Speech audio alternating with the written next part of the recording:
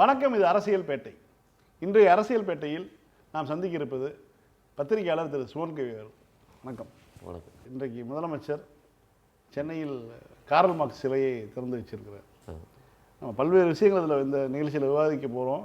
இருந்தாலும் முதல்ல இதை பேசிட்டு போயிடுவோம் அப்படிங்கிறது.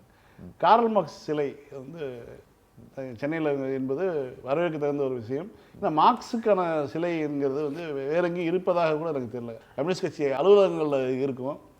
ஒரு தத்துவ பேராசிரியனுடைய சிலையை நூலகத்தின் வாசலில் வைக்கக்கூடிய அந்த சிந்தனை எப்படி அரசுக்கு வந்தது?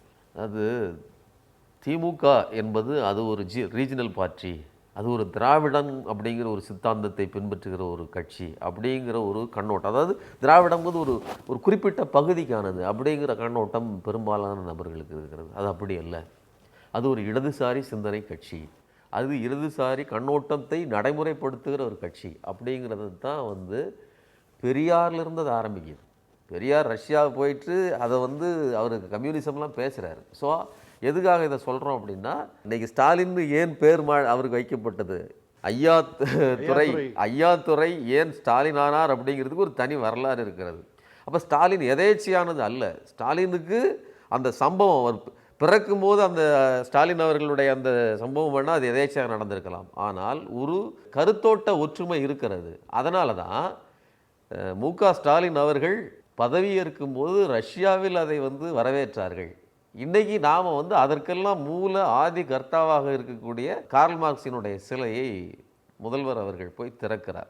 சிலை திறப்பது என்பது வெறும் அடையாளம் மட்டுமல்ல, அதுக்கு பின்னாடி ஒரு உணர்வு இருக்கிறது, அதனுடைய இயக்கம் இருக்குது. திரிபுராவில் லெனினோட சிலையை உடைக்கிறாங்க.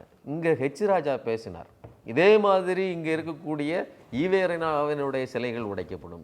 அப்போ இது இங்கே இந்துத்துவாவுக்கு எப்படி அது ஒத்து போகுது பாருங்கள். இந்துத்துவா அங்கே திரிபுராவில் ஆட்சிக்கு வந்த உடனேயே லெனினுடைய சிலை கை வைக்குது. நாங்கள் இங்கே ஆட்சிக்கு வந்ததுக்கப்புறம் இதை மாதிரி நாங்கள் செய்வோம் அப்படின்னு அது ஒரு கோடிட்டு காட்டுகிறாருன்னா, அந்த ராஜா சர்மா தான் இன்னைக்கு முடியாமல் இருக்கிறாரு. இதெல்லாம் நீங்கள் ஒப்பிட்டு பார்த்தீங்கன்னா சித்தாந்த ரீதியாக இந்த கட்சி எப்படி இயங்குகிறது, இது வெறுமனே மற்றும் ஒரு கட்சி அல்ல. திமுக என்பது ஏற்கனவே இங்கே ஒரு நடிகர் வந்தார், அவர் ஆட்சியை பிடிக்கணும்னு முயற்சி பண்ணுறாரு, இல்லைன்னா வேற ஒரு துறையிலிருந்து ஒருத்தர் ஆட்சியை பிடிக்கிறதுக்காக முயற்சி பண்ணுறாரு. அது இல்லை. இது இந்த மக்களுக்கானது, ஏற்கனவே உலகளாவிய இருக்கிற அந்த சித்தாந்தத்தை பின்பற்றக்கூடியது, இந்த தமிழ் மக்களுக்கு ஏற்ற மாதிரி நடைமுறைப்படுத்துவது என்று சிந்திக்கக்கூடியது அப்படிங்கிறது தான் நாம் இதில் பார்க்க வேண்டியிருக்குது. அது மட்டும் இல்லை, நீங்கள் விபி சிங்கினுடைய சிலையை இங்கே முதல்வர் அவர்கள் தான் திறந்து வச்சிருக்காரு. விபி சிங்குக்கு அவர் பிறந்த மாநிலமான உத்தரப்பிரதேசத்திலேயே சிலை கிடையாது என்பதை அவருடைய குடும்பத்தாரே பேசிட்டு போனது அப்படிங்கிறது தான் அதில் ரொம்ப பியூட்டியே. நீங்கள் அது தமிழர்களுடைய ஒரு நன்றி உணர்ச்சி தானே. ஓபிசிகளுக்கான அந்த மண்டல கமிஷன் பரிந்துரையை அவர் அமல்படுத்தினார் அப்படிங்கிறதுக்கான ஒரு நன்றி உணர்ச்சியாக தான் பார்க்க முடியும். ஆனால் இந்தியாவில் வேறு யாருக்கும் அந்த நன்றி உணர்ச்சி இல்லைங்கிறது தான் ரொம்ப முக்கியமான ஒரு செய்தி. ஏன் அப்படின்னா, நமக்கு அந்த என்ன சொல்கிறதுனா சமூக நீதி பாரம்பரியம் இருக்கிறது, அதை பற்றி புரிதல் இருக்கிறது. முதல்ல நன்றி உணர்ச்சியை தாண்டி எனக்கு இது நடந்திருக்கு அப்படிங்கிறத புரிஞ்சுக்கிறது உணர்ச்சியே அது நமக்கு தெரியாது.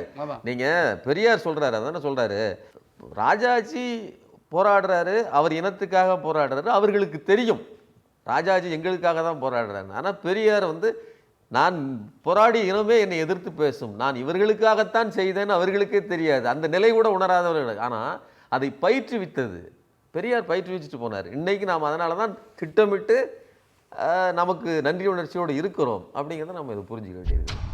குறிப்பாக விபி சிங் அவர்களுடைய சொல் ரொம்ப முக்கியமான ஒரு உணர்ச்சிகரமான ஒரு சொல்லாக இருக்கும். எனக்கு மறுபிறவி மீது நம்பிக்கை கிடையாது, அப்படி ஒரு வாய்ப்பு கிடைத்தால் நான் தமிழனாக பிறக்க விரும்புகிறேன்னு சொல்லியிருக்கேன். அதெல்லாம் அவர் இங்கே இருக்கக்கூடிய விஷயங்கள், இது போன்ற ஒரு மாநிலமாக தன்னுடைய மாநிலம் மாற வேண்டும்ங்கிற விருப்பம், அது போன்ற விஷயங்கள்லாம் இருந்திருக்கு. தொடர்ந்து அரசியலுக்கு பேசும். குறிப்பாக கடந்த சில நாட்களாக அதிமுக, குறிப்பாக எடப்பாடி பழனிசாமி உள்ளிட்ட அதிமுகவினுடைய முதல் கட்ட இரண்டாம் கட்ட தலைவர்கள் எல்லாம் நடிகர் விஜயை விமர்சனம் செய்து பேசுகிறாங்க. இப்போ 41 பேர் இறந்தபோது அன்று இரவு எதிர்கட்சி தலைவர் அரசின் மீது குற்றம் சொன்னார், காவல்துறை ஒழுங்காக பாதுகாப்பு கொடுக்கவில்லைன்னு சொன்னார். இந்த மாதிரியான குற்றச்சாட்டுகளை சொல்லி விஜய் விஜய் தரப்பு மீதோ, விஜயனுடைய இன்னைக்கு சிபிஐ விசாரித்து கொண்டிருக்கக்கூடிய விஜயனுடைய நிர்வாகிகள் மீதோ தவறு கிடையாது, இது காவல்துறை தான் வந்து இது மெத்தன போக்கு கையாண்டு அதன் காரணமாக 41 பேர் இறந்துட்டாங்கன்னு சொல்லி அப்படிலாம் பாதுகாப்பு கொடுத்தவர்கள். அதே மாதிரி நிகழ்ச்சியில் யாரோ 2 பேர் கொடியை காட்டணும்னு சிக்னல் கிடைச்சிருச்சு, புதிய கட்சிகள் எங்களோட இணைய போகுது, நாங்கள் வந்து பெரிய கூட்டணியாக மாற போகிறோம்னா சொல்லிட்டு இருந்தவங்க, சாஃப்டாக டீல் பண்ணிட்டு இருந்த அதிமுக கடந்த சில நாட்களாக தாவேகாவை கடுமையாக விமர்சிக்க தொடங்கி இருக்கின்றார்கள். ஏன்னா தாவேகா விமர்சிப்பது திமுகவை, ஆளுங்கட்சியை கடுமையாக விமர்சனம் பண்ணிட்டு இருக்கு. திமுக அது தாவேகாவுக்கு ரியாக்ட் பண்ண மாட்டேங்குது. ஆனால் சம்பந்தம் இல்லாமல் ஒரு எதிர்கட்சி ஒரு 3வது கட்சியாக இவர்கள் கூப்பிட நினைத்த கட்சியை வந்து விமர்சனம் பண்ண ஆரம்பிச்சிருக்காங்க. என்ன காரணம்? இல்லை, இந்த விஷயத்தை நாம் எப்படி பார்க்கணும் அப்படின்னு சொன்னால், இது ஸ்ட்ராட்டஜியாக பார்க்கறது, அவர்கள் 2வது இடத்துக்கு போட்டியிடுகிறார்கள் அப்படிங்கிறதெல்லாம் வேற, அதெல்லாம் அது அடுத்து பேச வேண்டும். முக்கியமானது இதில் வந்து ஒரு உளவியல் இருக்குது. நீங்கள் நிறைய பத்திரிகைகளை பார்த்துருப்பீங்க, தொடர்ந்து அதாவது ஆசிட் வீச்சு, காதலி முகத்தில் ஆசிட் வீச்சு அப்படிங்கிற நிகழ்வு, அந்த மாதிரி நிகழ்வுகளில் பல பேர் பதறி போயிடுவாங்க. நீங்கள் நல்லா பார்த்தீங்கன்னா ஆசிட் வீச்சுறதுக்கு முன்னாடி வரலாம் இவன் துரத்தி லவ் பண்ணியிருப்பான், மனசுக்குள்ளே அவளோட வாழ்ந்துருப்பான், மனசு எப்படியாவது இவன் வந்து நான் எனக்கு கிடைச்சிடணும் அப்படின்னு தீவிரமாக ஓடிட்டே இருந்திருப்பான். இப்படி இருக்கிற ஒருத்தன் தான் கிடைக்க மாட்டா அப்படிங்கிற நிலைமை வந்தவொடனே எனக்கு கிடைக்காதவன் யாருக்கும் கிடைக்கக்கூடாது. நீங்கள் இது படங்கள்லே டயலாக் பார்க்கலாம். இப்படிப்பட்ட உளவியல் இருக்குல்ல, இது ஒரு சேடிஸ்ட் உளவியல், இது ஜனநாயகத்துக்கே விரோதமான ஒரு உளவியல், ஒரு மனித வாழ்க்கைக்கே விரோதமானது. அதனால தான் நீங்கள் நீ ஓடி லவ் பண்ணப்பா, கிடைக்கலன்னா என்ன போட்டோம், அவன் வாழ்ந்துட்டு போட்டோம், இதுதானே ஒரு இயல்பான ஒரு உளவியல். எனக்கு கிடைக்காத ஒன்று யாருக்கும் கிடைக்கக்கூடாதுன்னு நினைக்கக்கூடியது ஒரு கோளர் புத்தி தானே. அப்படி வீசியவர்களை கொந்தளிச்சு அந்த பெண்ணுக்கு ஆதரவாக அந்த குற்றவாளிக்கு எதிராக ஒரு உளவியலை நாம் சமூகத்தில் நாம் பார்ப்போம். தொடர்ந்து பேசுவாங்க, அதை அப்படி இப்படி பண்ணிட்டானே படுவாவின்னு அப்படிலாம் பேசுவோம். இதைத்தான் இந்த நேரத்தில் பேசுவோம். உனக்கு நான் என்ன கேட்குறேன், உனக்கு கட்சி கூட்டணிக்கு வரணுங்கிறதுக்கு ராரா சரசுக்கு ராரான்னு கூப்பிட்டேன். ஒருதலை காதலோடு வந்திருக்காங்க. கண்டிப்பாக ஒருதலை காதல் தான். நீ ஒருதலை காதல் இருந்துச்சுன்னா நீ வந்து டிஆர் படத்தில் மாதிரி தாடியை வளர்த்துட்டு நீ பாட்டு பாடிட்டு முடிச்சுக்கிட்டேன்னா அது உன்னோட முடிஞ்சு போச்சு. நீ இன்னைக்கு அவன் வரலங்கிறதுக்காக ஆசிட் அடிக்கிற மாதிரியான வேலை தானே செய்கிறேன். நான் இன்னும் கூடுதலாக ஒரு விஷயத்த சொல்கிறேன், அது ஒரு ஒப்பீடு. ஆனால் விஜய் செஞ்சது இருக்கு இல்லையா, 41 உயிர்கிழங்கு செத்து கிடக்குது, அந்த மக்களுக்கு ஆறுதல் சொல்லலை, உன் கட்சிக்காரன் போய் நிற்கலை, ஒரு பதிலும் சொல்லலை. ஒரு பத்திரிகை வந்து கேட்குது, அப்பா என்னப்பா பிரச்சனை பண்ணு, நான் ரொம்ப வருத்தப்படுறேங்க, இப்படி ஒன்று நடந்திருக்கவே கூடாதுன்னு ஒரு ரெஸ்பான்சிபிலிட்டியை கூட எடுத்துல ஓடி போயிடுறாரு அந்த ஆள். இப்படிப்பட்ட ஒரு இதாவது தற்குறின்னு அது தானாக சொல்கிறது இல்லைங்க. ஒரு குறிப்பிட்ட பொருளுக்கு பேர் எதனால் வைக்கிறான், அந்த பேர் வைக்கிறதுனால இப்போ நீங்கள் வந்து ஒருத்தனை பைத்தியம்னு சொல்கிறதுனால அவன் பைத்தியம் கிடையாது, அவனுடைய பிஹேவியர் அதுதான் அவனை வந்து பைத்தியமாக இல்லையாங்கிறது நிரூபிக்க கூட போகுது. அவனை புத்திசாலி, அவன் சாக்ரட்டிஸ்னு பேர் வச்சுட்டா முதல்ல ஒரு பைத்தியக்காரனை வந்து விடுவிச்சிட போகிறது கிடையாது. சரிங்களா? அதே மாதிரி தற்கூறி நாம் பேர் வைக்கிறது இல்லை. அப்போ உன்னுடைய செயல்பாடுகள் தலைமை பண்பு நீ ஓடி போகிற. தலைமை பண்பு உள்ளவர், ரெஸ்பான்சிபிலிட்டியோட முதல்வர் ராத்திரியா அங்கே போய் நிற்கிறாரா 7-8 மணி நேரத்தில். இவனு என்ன கேள்வி கேட்குறாங்க, அது எப்படி உடனேயே தெரிந்தது, அது எப்படி சீக்கிரம் போனீங்க, இதெல்லாம் கேள்வி கேட்டு ஏன்னா ஆர்கனைஸ்டாக ஒரு உணர்வோடு வந்து நிற்கிற தலைவர்களை இழிவுபடுத்தி அவ்வளோ பெரிய பொய் பிரச்சாரத்தை திட்டமிட்டு இந்த தாவேக்கா கூட்டம் செய்தது. அவர் கையில் இருக்கு இல்லையா அந்த ஆதவர்ஜுனாவினுடைய அந்த டீமு, இதெல்லாம் இறங்கி நின்று குறிப்பிட்ட திமுக அமைச்சர் மேலெல்லாம் குற்றச்சாட்டுகளை வச்சாங்க. அந்த நேரத்தில் தான் அதிமுக ஆபத் பாந்தவனாக உடுக்கை இழந்தவன் கைபோல் ஆங்கே அப்படி ட்ரெஸ்ஸு வழுவும் போது கை எப்படி போய் தாங்கி பிடிக்குமோ அதே மாதிரி விஜய்க்கு ஒரு நெருக்கடின்னு சொன்ன உடனே அவசரமாக போய் ஆதரவு கொடுத்தீங்க. அதாவது அன்கண்டிஷனல் லவ்னு சொல்லலாம், அதே மாதிரி அன்கண்டிஷனல் எந்த எதிர்பார்ப்பும் இல்லாமல் போய் நீங்கள் கொடுக்குறீங்க. பாஜகவும் செஞ்சுது. அண்ணாமலை என்ன சொன்னார்? ஆமாம். அப்போ எதுக்காக சொல்கிறோம்னா, இப்படி விஜய் மீது அபரிமிதமான பற்றையும் அபரிமிதமான இதையும் கொடுத்து அந்த மோசமான நிகழ்விலிருந்து காப்பாற்றினீர்கள். இன்னைக்கு என்ன பண்ணுறீங்க, அதை விட ஒரு மோசமான காரியத்தை விஜய்க்கு நீங்கள் செய்கிறீங்க. விஜய் ஆஸ் யூஷுவல் அவரை வந்து ஒரு எதிர்கட்சி ஒரு கட்சி தலைவர் ஒரு நபராக நீங்கள் எதிர்த்து பேசுவது என்பது வேறு. இன்னைக்கு நடந்து கொண்டிருப்பது எனக்கு இன்னைக்கு கூட்டணிக்கு வரல, அப்போ உன்னை நான் ஒழிச்சு கட்டுறேன் அப்படின்னு நடக்கக்கூடிய ஒரு மோசமான செயல் அப்படின்னு தான் நான் சொல்கிறேன். இப்போ இந்த இடத்துல வந்து இவர்கள் கூட்டணிக்கு வராத காரணத்தினால விமர்சிக்கிறாங்களா, அல்லது விஜய் வந்து பிரிக்க போகிறது அதிமுக வாக்குகளை அப்படிங்கிறத உண்மையை உணர்ந்து கொண்டு இதைத்தான் நான் முதல்ல உங்களுக்கு சொன்னேன். அதாவது யாருக்கு பாதகம், இது ஸ்ட்ராட்டஜியாக பேசுறதுக்கு 2வது விஷயம். இது வந்து எடப்பாடி பழனிசாமியினுடைய உளவியலிருந்து நாம் இதை பேசுகிறோம். ஆனால் அடிப்படையில் விஜய் பிரிக்கப் போவது என்பது அதிமுகவின் வாக்குகளைத்தான். இது வந்து நமக்கு ரொம்ப விளக்கி சொல்லணுங்கிற அவசியம் இல்லை, எளிமையான ஒரு அல்காரிதம் நமக்கு புரிஞ்சிடும். அதிமுக என்பது ஒரு கொள்கை சித்தாந்தத்தோடு உருவான கட்சி இல்லை. நாம் ஆரம்பத்தில் பேசணும், திமுக என்பது அதுக்கு வந்து வெறுமனே திராவிட சித்தாந்தம் ஒரு குறிப்பிட்ட பகுதிக்கானது அல்ல, அது ஒட்டுமொத்த மக்களுக்குமானது, அது ஒடுக்கப்பட்டவர்களுக்கானது. அப்படிங்கிறனால தான் ப்ராலட்ரியேட்டோடைய தலைவராக, அதாவது என்ன சொல்றதுன்னா, பொருளாதார ரீதியாக ஒரு பாட்டாளி வர்க்கத்துக்கான சித்தாந்தத்தை உருவாக்கிய கார்ல் மார்க்ஸை நாம கொண்டாடுறோம். ஆனால் அப்படிப்பட்ட சித்தாந்தம் எதுவுமே இல்லாததுனால தான் அது வெறுமனே அண்ணாயிசம்னு சொல்லி, அதாவது சொல்றதுக்கு ஒன்றும் இல்லை, என்ன சொல்றதுன்னா அண்ணாயிசம். அண்ணாயிசம் நீங்கள் சொன்னீங்களா, அப்போ அதை பிரிச்சு பேர் ஒன்றும் இல்லை, தூர போட்டுருந்தாலும் அதே மாதிரி ஒரு கொள்கையும் கிடையாது. எம்ஜிஆருங்கிற அந்த பாப்புலர் முகத்தை தவிர அந்த கட்சிக்கு எந்த அடையாளமும் கிடையாது. அப்போ அப்படிப்பட்ட அதை வச்சுக்கிட்டே பயணித்து வந்த அந்த கட்சி ரெண்டாவது அதே மாதிரியான ஒரு பிரபல்யத்தை நோக்கி அது நகருது. ஜெயலலிதா ஒரு பாப்புலர் ஃபேஸ், அதாவது ஒரு பாப்புலர் ஃபேஸால் உருவாக்கப்பட்டு ஒரு பிரபல்யத்தால் வளர்த்தெடுக்கப்பட்ட ஒரு கட்சி மறுபடியும் அதை சஸ்டெயின் பண்ணி உயிரோடு இருக்கணும்னா அதுக்கு என்ன தேவை? ஒரு பாப்புலர் ஃபேஸ் தேவை. அந்த ஃபேஸ் எடப்பாடி இல்லை. நீ மேலும் சினிமா நடிச்சாலும் வாய்ப்பு இல்லை. நீங்களே பாருங்க, அந்த மூஞ்சில் அது இருக்காங்க, அதுக்கு அவர் சரிப்பட்டு வர மாட்டார். அவர் எதுக்குமே சரிப்பட்டு வர மாட்டார். ஸோ அந்த மாதிரியான நேரத்தில் மாப்பிள்ளை இவர் தான் சட்டை வருதுங்கிற மாதிரி விஜயை ஒரு தன்னோட ஆடட் இன்கிரீடியண்டாக பயன்படுத்தி கொள்ளலாம் என்று இவர்கள் விரும்பினார்கள். அது அதிமுக தொண்டர் லெவல்லையே இது வேலை செஞ்சுது. அதனால தான் அந்த இது இப்போ என்ன ஆகி போச்சுன்னா, அதிமுக வாக்குகள் என்பது செலிபிரிட்டி சார்ந்தது என்பதால் அது விஜய்க்குத்தான் பெரும்பகுதி செல்லும். புதிய மாற்றத்தை கொண்டு வரும். இன்னொன்று, அதிமுகவுக்கு இருக்கக்கூடிய அந்த அடிப்படையே என்னன்னா, அண்ணா திராவிடம் இல்லை, ஆன்டி திராவிடம். அதிமுக ஆன்டி திமுக, திமுக எதிர்ப்பு வாக்குகளை கன்சாலிடேட் பண்றது. அந்த இடத்தில் வந்து விஜய் பிரிக்கிறார். அந்த விஜயை நம்மோடு இணைத்து கொள்ளலாம் அப்படிங்கிற ஸ்ட்ராட்டஜி இவர்களுக்கு இருந்தது.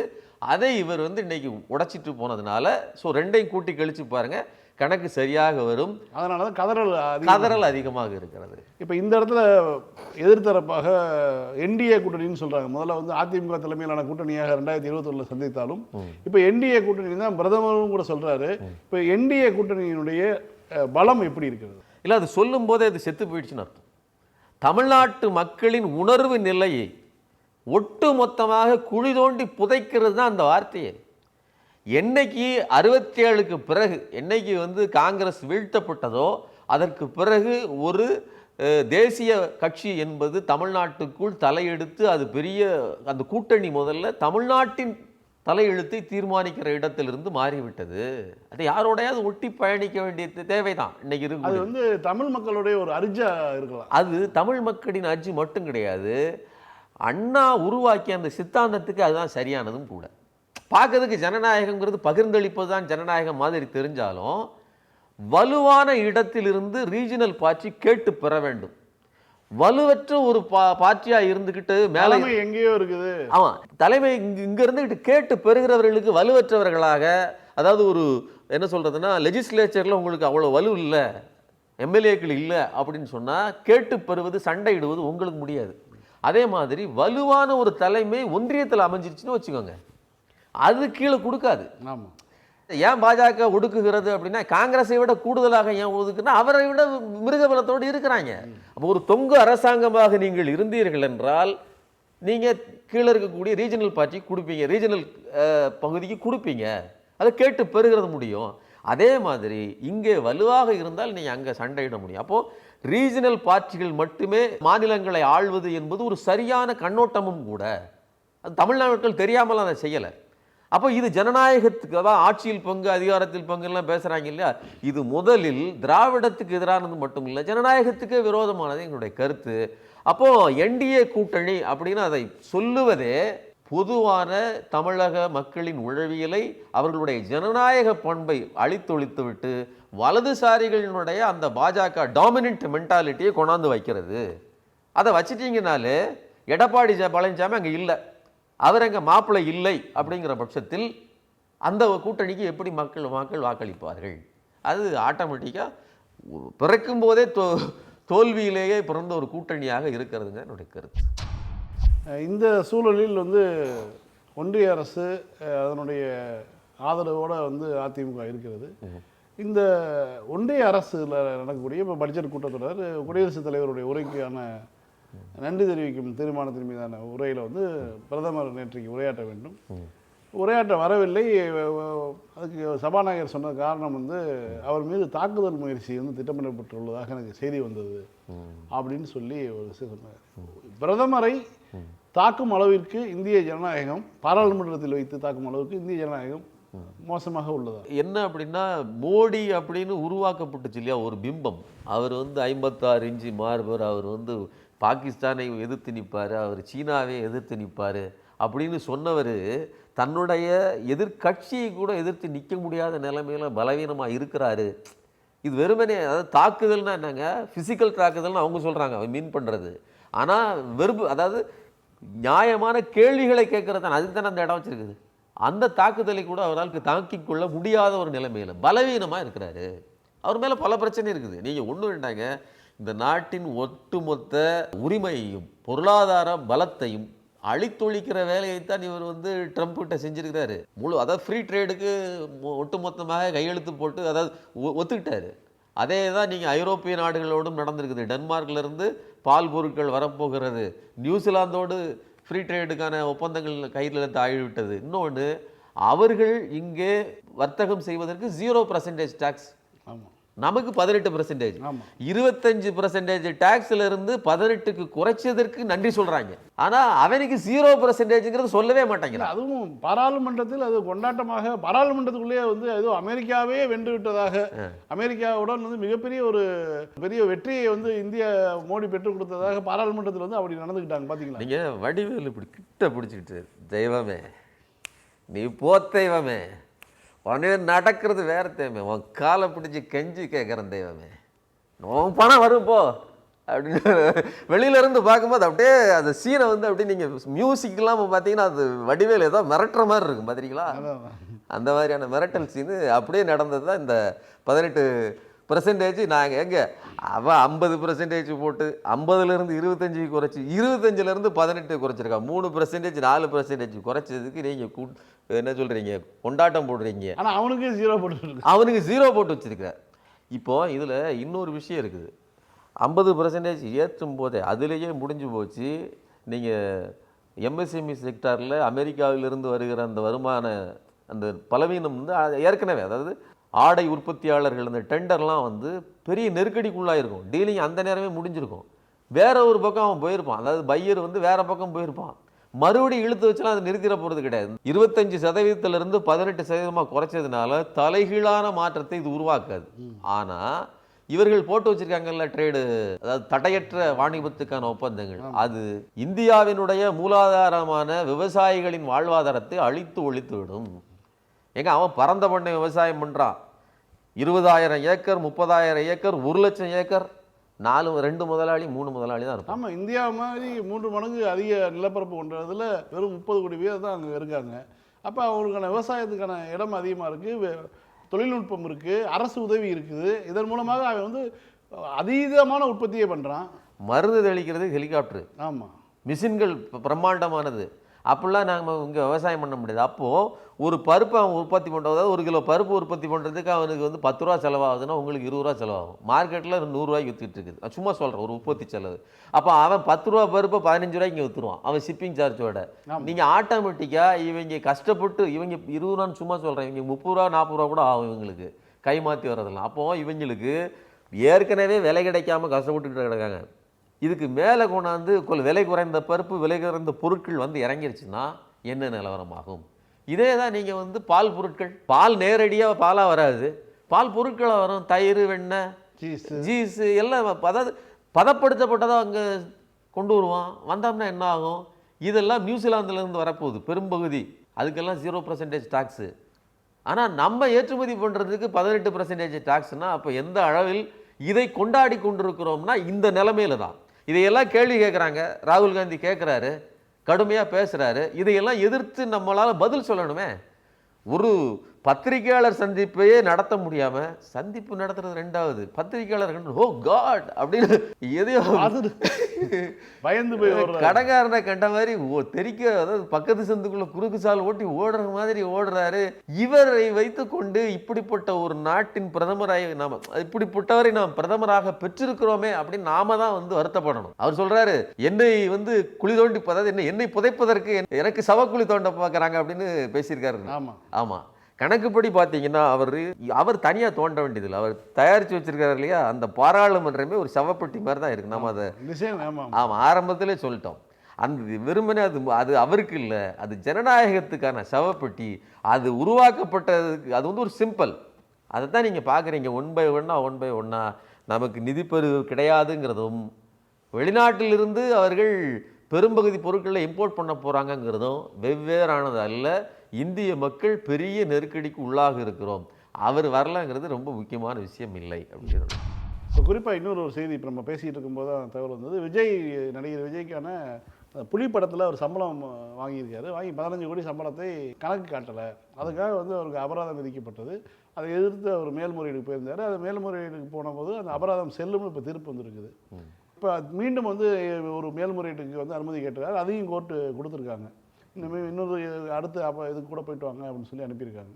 இந்த மாதிரியான விஷயங்கள் கேரியரின் உச்சத்திலிருந்து வராரு, 250 கோடி சம்பளத்தை விட்டுட்டு வராரு. அப்படிங்கும்போது அவர் சொல்லிட்டு அவரை பற்றி பெருமையாக அவர் பேசுகிறார்கள்.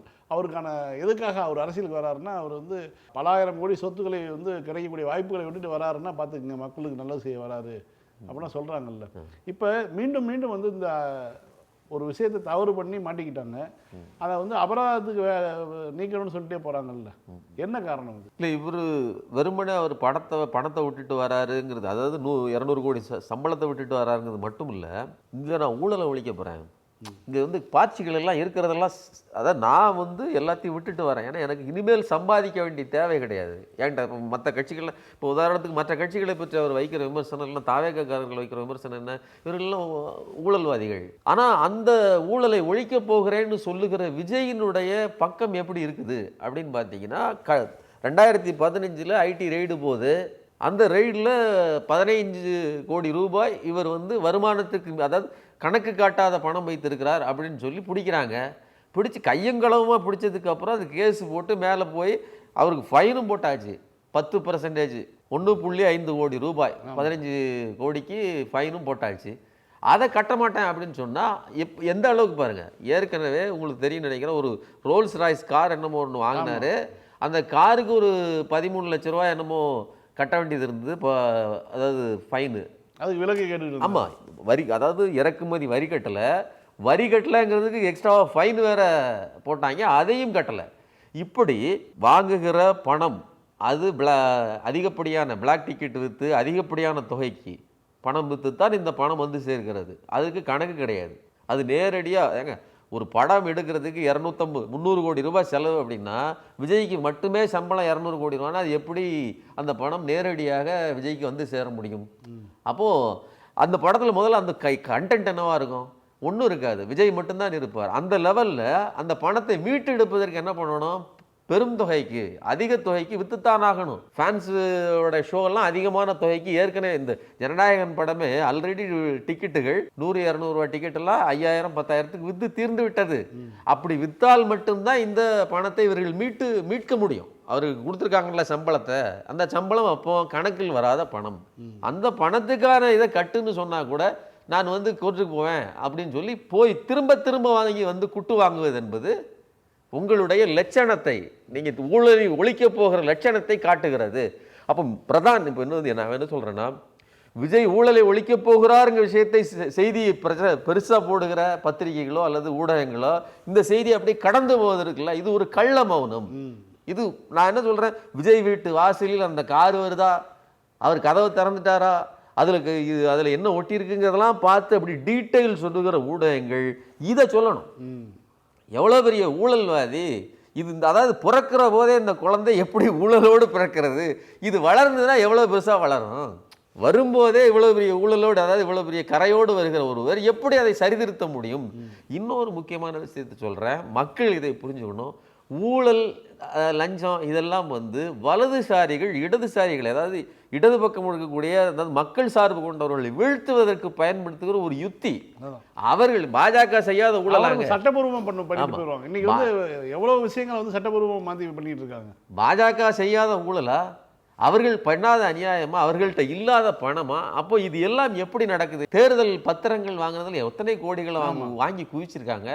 ஸோ அதையெல்லாம் செய்து கொண்டு இன்னொரு பக்கம் நான் வந்து ரீஜனல் பார்ட்டிகளை ஒடுக்குவதற்கு இந்த ஆயுதங்களை பயன்படுத்துவேன்னு பாஜக இருக்குது. அப்போ விஜய் இந்த வலதுசாரிகளின் ஒரு பிரதிநிதியாக இருக்கிறதுனால தான் நான் ஊழலை ஒழிக்க போகிறேன்னு சொல்லிக்கிட்டு இவ்வளவு பெரிய ஊழல் பின்னணியை வைத்திருக்கிறார் அப்படிங்கிறத நாம் சொல்ல முடியுது. இதை இந்த ஊடகங்கள் மறைக்கிறது அப்படிங்கிறது செய்தியாக இருக்குது. உங்களுடைய வருகைக்கும் கருத்துக்களுக்கும் நன்றி. நன்றி. மீண்டும் திங்கள் இரவு 9 மணிக்கு சந்திப்போம். நன்றி, வணக்கம்.